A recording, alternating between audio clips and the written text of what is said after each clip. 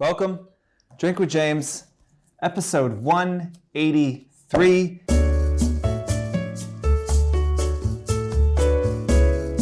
We are coming to you on a Tuesday. I love it. A couple people tweeted me today being like, what is happening? There's no Drink with James episode today. My life is over. Everything is meaningless. I exaggerate a little bit, but people were worried, where is Drink with James? And I go up to Tim and I'm like, Tim, what the fuck, man? Like, why are these people asking me why there's no Drink with James? Did we not upload one last week? And he was like, it is Tuesday. And we upload on Monday, and we didn't yesterday because of MLK. And I completely forgot that it was Tuesday. And so, yeah, if you missed us, that is why. But I'm coming to you now on a Tuesday. I'm going out of town next week with my family. We do a ski trip every year to Lake Placid. We're doing that next week. So I think they're probably going to make me film 2 this week. And so this is the first one. And this morning, I was scrolling through Twitter when I woke up, and I saw this tweet that I thought was really interesting, and I thought I will explain it to you guys. Someone was basically just like, if you think about the creators that you really don't like, that have built a big audience. For me, like, I hate the Logan Paul, right? Like, there's nothing about that person that I find interesting. I think that he's boring and a silly little child and a misogynist and an asshole and all of these things. I'm not interested in anything that he does.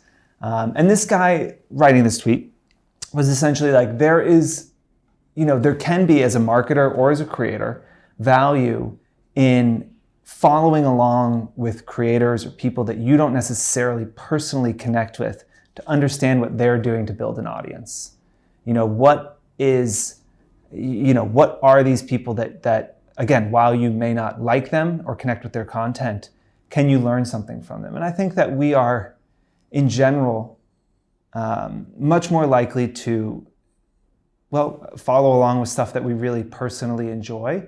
But I do think as an influencer, it's good to get outside of your niche, outside of your community, and understand how some people that, again, you may not actually like their content, but see what they're doing to engage with their audiences and to create that connection. Because you do never know where you are going to learn something. I am not going to start following Logan Paul or any of those morons, but I did think it was interesting, and I think that if there's an action point, maybe go hate follow somebody that you've been avoiding for a while. You might just learn something, and then joke's on them, right? Because they've just taught you something about how you can compete with them, and then you can crush them, and then ultimately you achieve your goal. You take your hate follow and you ruin their life. So that's your classic win-win.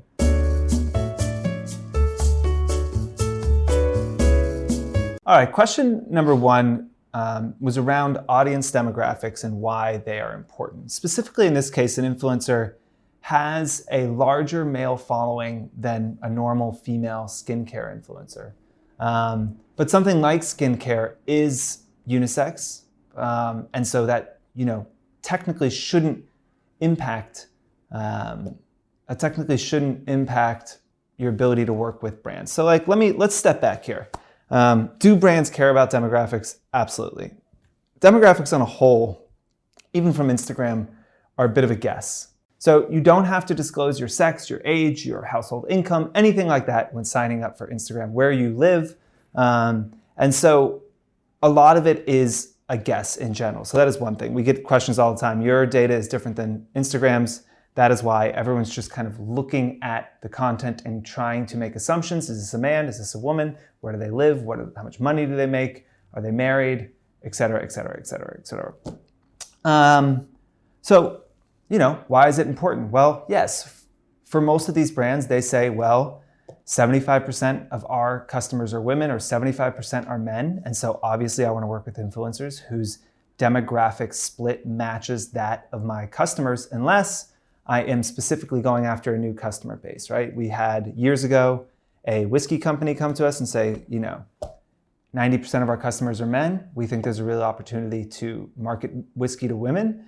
And that's something we're focused on. So in that case, demographics were still really important because we wanted to target influencers with a largely female demographic. So we are constantly looking at demographics when we are trying to apply the strategy that we have and pick the right influencers.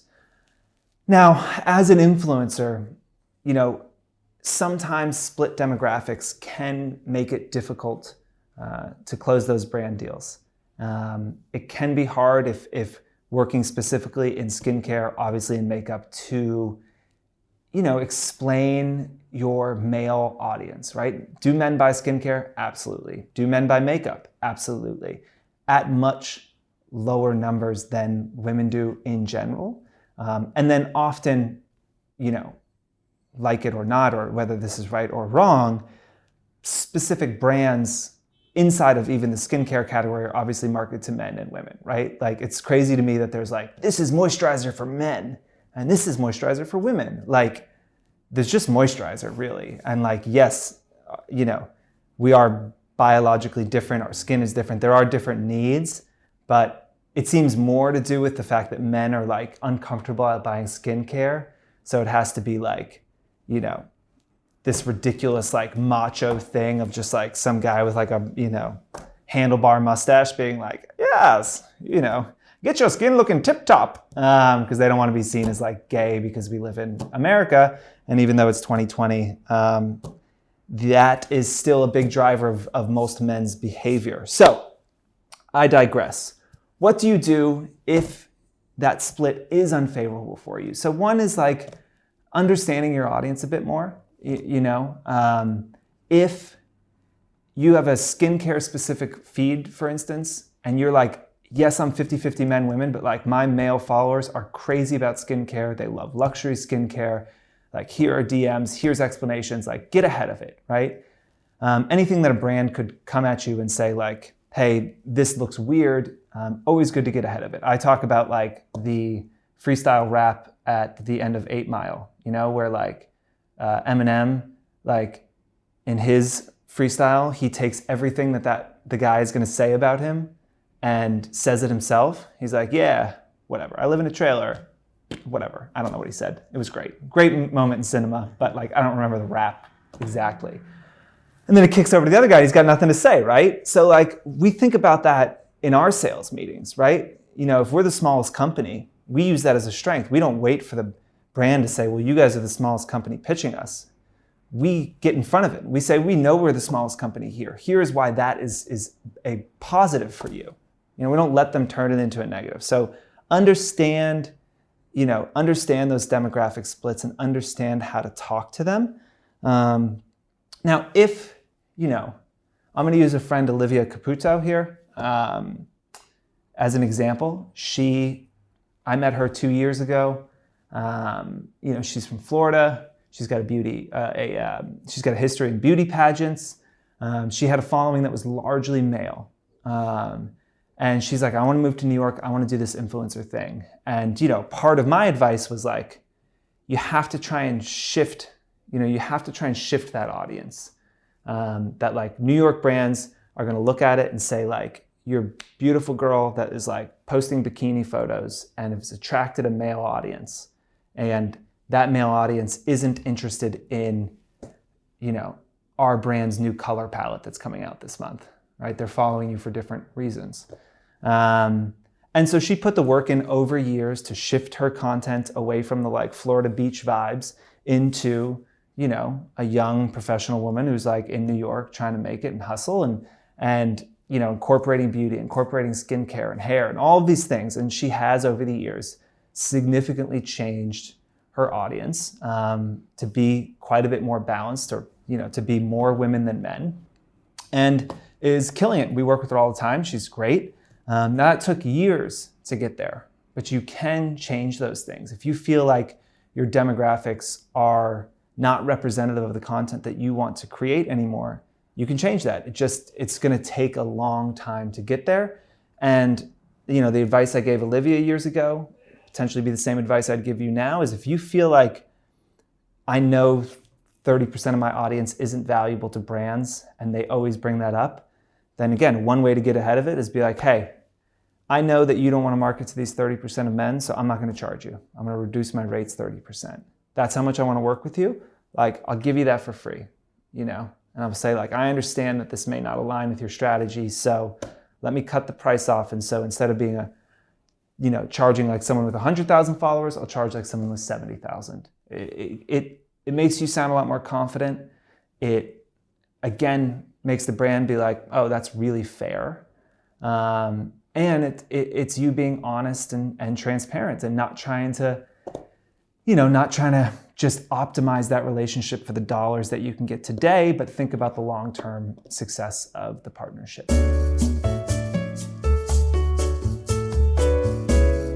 So up next, story reach. So stories came out a couple years ago. Obviously, the most successful thing that Instagram has released since Instagram, huge success. In a lot of ways, it's cannibalized the feed. It's changed the way we interact with the app. We put out a little data story on our Instagram recently showing the average percentage of story reach per following tier. Interesting to go into that. If you haven't taken a look at it, Brian can throw it up, but also check it out. In general, if you're not following our Instagram, you should. We're putting out these data stories at least once a week. Look, we're starting to see a huge shift to stories. There was a request in Instagram to do an episode on stories.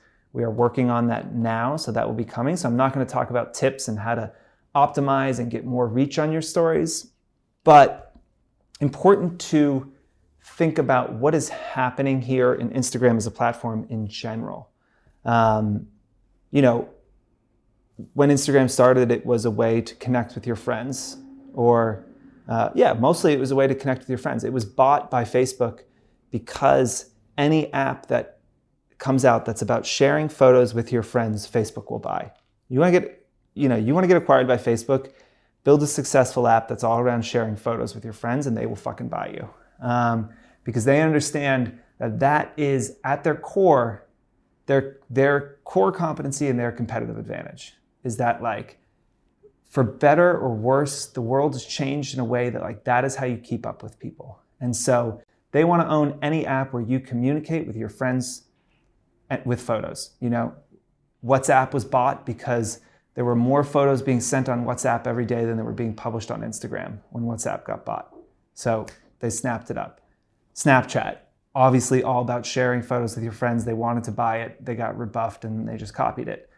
Whoops. As Instagram became a bigger thing, as it had a bigger place in culture, it gets more professional. It gets more produced. It gets more serious. People are making money off of it, right? There's ads. There's all these things. And every day it becomes a little bit less about keeping up with your friends, right? I mean, how many of you are shooting content a week before you're publishing it on Instagram, 2 weeks before? Well, that's not really doing much if I'm your friend for me to know what you're doing to see a photo of you 3 weeks ago, right? So then you start going to stories because that is real time. That is where I can actually learn. What did you have for dinner last night? Who was out late? Who was out late drinking? Who was up early working out? Who's traveling? Who got a promotion? Who's sad about this? Who's sharing some meme, right? Like, that is where you stay connected. And the content that you create there, I think the reason we haven't yet seen stories tick over into this hyper produced little mini movies is that still for most people, the benefit is creating in-app and showing what you're doing. I mean, just think about that. Like, when Instagram started, it was an absolute no-no to upload professional photos. You had to shoot the photo that you were going to publish to Instagram in-app. When was the last fucking time you shot a photo in-app and published it? Probably 6 years ago, maybe, right? And so stories brings back this place where you're creating in-app. It has to be in the moment. By design, it's going to be in the moment. And that's what makes it so interesting. And so as you think about that content, you think about stories, think about that connection. I heard Evan Spiegel, the founder of Snapchat, talking recently, and he said that, like, he thinks of social media like a pyramid. And at the bottom of the pyramid, you have like how many people are creating content, right? So at the bottom of the pyramid, he had like talking to friends. He's like, that's Snapchat. Snapchat's about talking to friends. That's something that every person has a desire to do, to stay connected to the people that they love. And Snapchat, that is what they see themselves as, a communication app, not social media. And he said one step up is like social media, which is all about clout. It's all about, some form of like showing off. It's likes, it's comments, it's followers, it's beautiful photos. It is a little bit more intimidating. It's something that less people are willing to do. There are a lot of people that are lurkers on Instagram, but don't post in feed. Right? They have private accounts they don't post to. So it's a little harder. And then you have TikTok at the top, right? And TikTok is about, in a lot of ways about talent. It's not about you at all, right? It's about your ability to be funny, your ability to learn a dance, your ability to riff on this meme.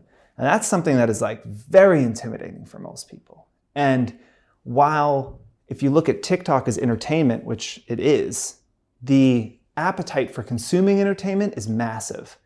The amount of people that can be entertaining is a lot smaller, right?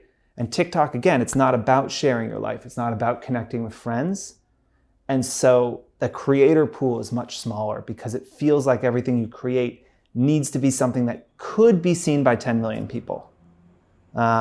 Whereas with an Instagram story, that's going to be seen by really just the people that you really care about. And obviously sending a Snapchat to 5 friends, it's being seen by those 5 friends. So it keeps it more authentic. So it's an interesting thing to think about. And as you think about all of these platforms, there are different things that make sense for them. And it is why you can't take your Insta stories, download them and put them into a TikTok and have that work.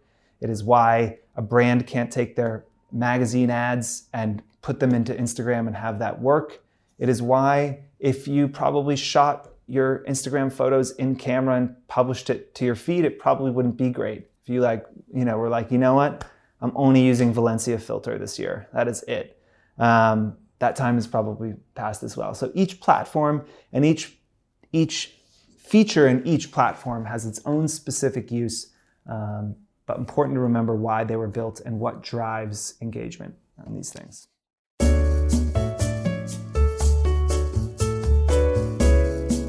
Very quickly, last one. What's the easiest way to diversify my social media presence off Instagram? We talked about this a few times. There is really no excuse. If you want to, there's no excuse not to try and do something. When I started publishing stuff on the internet many, many years ago, I did so because Tumblr was the first tool that made it possible for someone that was not a coder, wasn't going to buy a WordPress theme to have a blog. It felt really low touch. You just picked a theme and started publishing. Tumblr still exists. There's great themes out there. If you want to start a blog, you can do it on Squarespace. You can do it on WordPress. There's Exposure, which my friend runs. If you're a photographer, that's great. You can start a newsletter with MailChimp. You can start something with Substack. You can, do something interesting with Twitter. You can start a TikTok. You can start doing something on YouTube.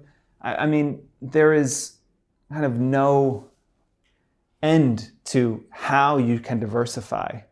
But coming off that last question, you've got to make sure that those messages are unique and that they are built for that platform, and that they make sense in that platform. And too many people, say, oh, I know I need to diversify. I know I need to try new things, do something new, get off Instagram. My whole future is tied up in Instagram. And, the frustrating thing is you talk to them 3 months later and you're like, what's going on? And they're like, I need to do something. I should start a blog. I should start a newsletter. And 3 months later, same thing. You just sometimes have to just do it. And I find that sometimes it is helpful to try and break those big goals into little ones and say like, okay, I know I want to start a newsletter. Easiest way to do these things is to try and break it into smaller goals that get you to the eventual one. So building out a newsletter, if you just were going to do that and you said, well, I need a strategy, I need a designer to help me design the newsletters, I need to write at least my first 5 newsletters, then I need to figure out how I'm going to get people to sign up for the newsletter. I have to get that populated. Then I'm gonna have to sign up for MailChimp, get all that coded, and then I'll send it out. That sounds exhausting, right? And I understand why you wouldn't do it, because you're not getting any money for this right away. It's kind of a big pain in the ass. What if instead you said, I'm gonna go to my Gmail, I'm gonna pick 100 names of my friends and some brands I've worked with, I'm gonna send an email. I'm gonna, what my newsletter would be if it didn't have HTML and all of those things, I'm gonna just send an email to 100 people, I'm gonna see the response. And at the end of it, I'm gonna say, hey, this is something I'm considering. Did you enjoy this? Do you think would love any feedback? Write back if you have anything. And maybe 20 people write back and said, I loved this. This was amazing. You should do it. Okay, there you go. Now you have some momentum. You've put something into the world and you've tested it and you've seen if people actually like it, and then you can move forward. You have to try and find what in the startup world we call an MVP, a minimum viable product. What is the absolute minimum you can do to test this thing? And so if you were testing a blog, do you have to even start a blog, or could you start writing longer captions by, writing a story and putting it as a carousel in, an in-feed post? There are ways to test these things without going out and hiring someone for $10,000 to build you a blog. Minimum viable product, you test it, you validate it, and then you invest in it. It's a good way to kind of get yourself, get off your ass and just try this stuff and realize that at the end of the day, nobody fucking cares, right? None of us are a big enough deal where there's so much scrutiny that if you put out something that's not professional, the world will shake and come undone, and Zeus will, from the clouds, will throw one of his thunderbolts down and strike you down for daring to send out an email that wasn't designed well. Nobody gives a shit. We're trying stuff here. This is the internet. It should be, you should be able to experiment. And if you feel like you can't, that's a personal problem. That's a mindset problem. You have to let go of it. I'm a perfectionist, I love things to be perfect, but I'm pushing the team all the time to put out stuff that's not perfect, to move faster so we can learn and so we can, chase perfection. Ideally, you never get there, right? As the saying goes, perfection is the enemy of progress, and it is often better to do than to fiddle around and try and do it perfectly. So I will say, unless you're like a bridge builder, in which case I would definitely focus on doing it perfectly. But outside of that, you're good to go. Cheers.